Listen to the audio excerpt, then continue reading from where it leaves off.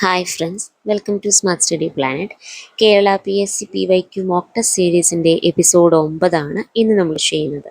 First question: Indian national കോൺഗ്രസിൻ്റെ സമ്മേളനത്തിൽ അധ്യക്ഷത വഹിച്ച ഏക മലയാളിയാണ് ചേറ്റൂർ ശങ്കരൻ നായർ. ഇദ്ദേഹം ഏത് സമ്മേളനത്തിലാണ് അധ്യക്ഷത വഹിച്ചത്?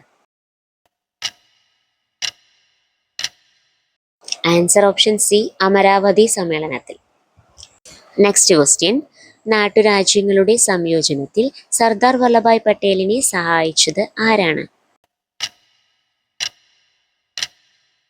Answer option D, VP Menon. Next question: French വിപ്ലവത്തിന്റെ പ്രവാചകൻ എന്നറിയപ്പെടുന്നത് ആര്? Answer option B, Rousseau.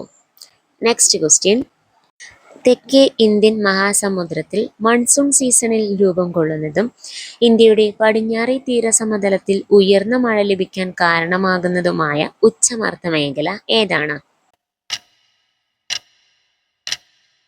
Answer option B, Mascarene high.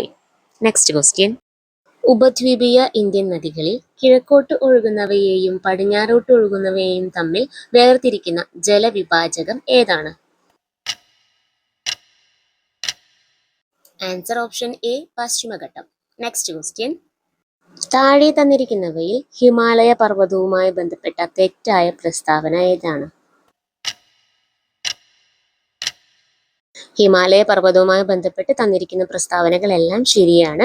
അതുകൊണ്ട് തന്നെ answer option D, ഇവയൊന്നുമല്ല.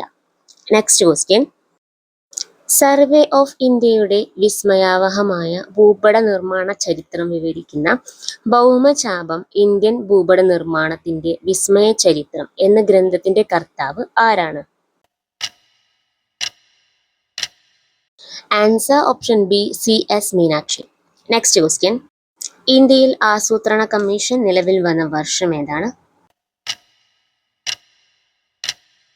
Answer option B, 1950. Next question: WTO നിലവിൽ വന്ന വർഷം ഏതാണ്? Answer option B, 1995. ലോക ബാങ്കിന്റെ മറ്റൊരു പേര് എന്താണ്? Answer option A, IBRD.